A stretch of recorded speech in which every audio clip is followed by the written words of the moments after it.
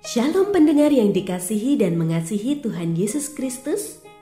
Kita berjumpa lagi dalam program Waktu Teduh bersama Renungan Harian terbitan Yayasan Pelayanan Gloria.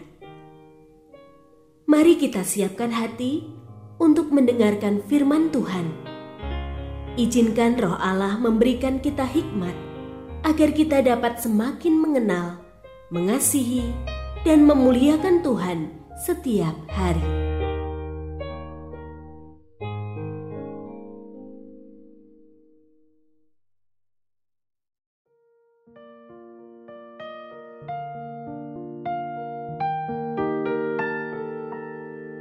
Bagian firman Tuhan yang akan kita baca hari ini adalah dari Lukas pasal 16 ayat 1 sampai 9. Saya akan membacakan sebagian daripadanya. Lalu ia memanggil seorang demi seorang yang berutang kepada tuannya. Katanya kepada yang pertama, "Berapakah utangmu kepada tuanku?" Jawab orang itu, 100 tempayan minyak. Katanya kepada orang itu, "Terimalah surat utangmu, duduklah dan tulislah segera 50 tempayan."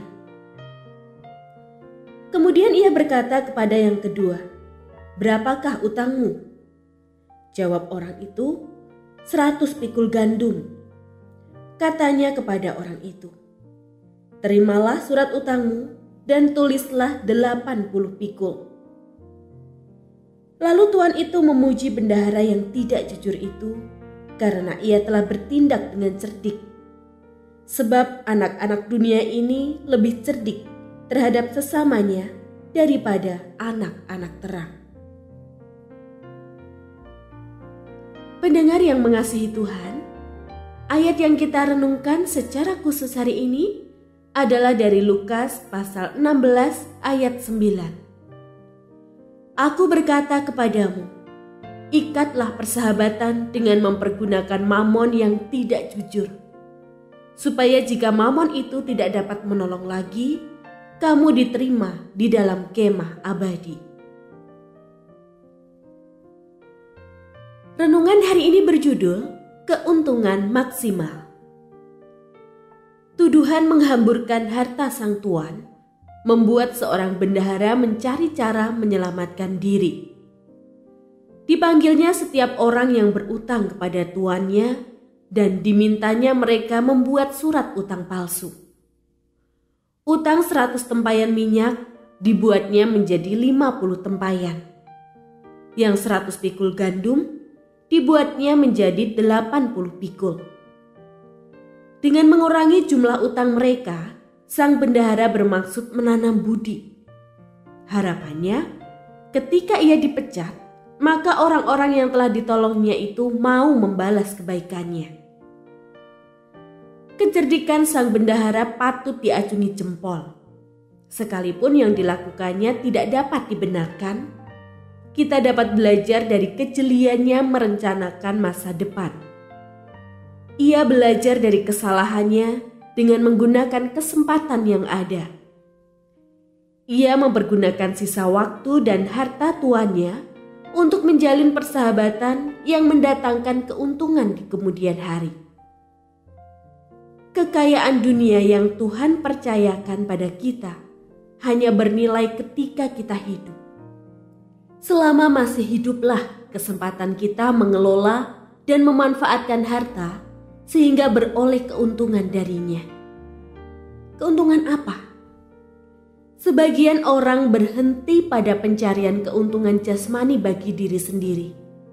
Padahal, keuntungan ini bukanlah keuntungan maksimal yang dapat dihasilkan harta kita. Sebab, sebanyak apapun harta yang ada, semuanya kita tinggalkan ketika mati. Berbeda dengan keuntungan maksimal yang bernilai kekal, yaitu keselamatan jiwa. Ini akan terus kita nikmati dalam waktu yang tak terbatas. Tertarik? Mari gunakan harta sebagai sarana pemberitaan Injil.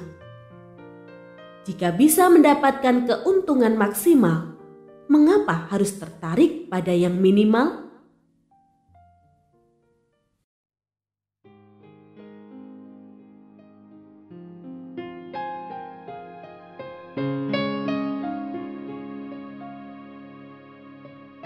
Pendengar yang mengasihi Tuhan, apakah Anda diberkati melalui renungan harian?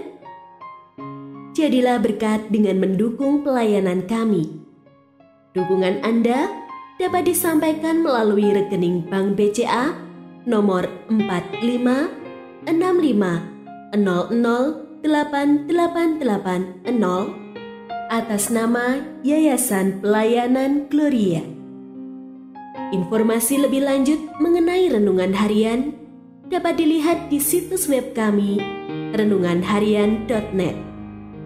Tuhan Yesus memberkati dan menjadikan Anda berkat di hari istimewa ini. Shalom.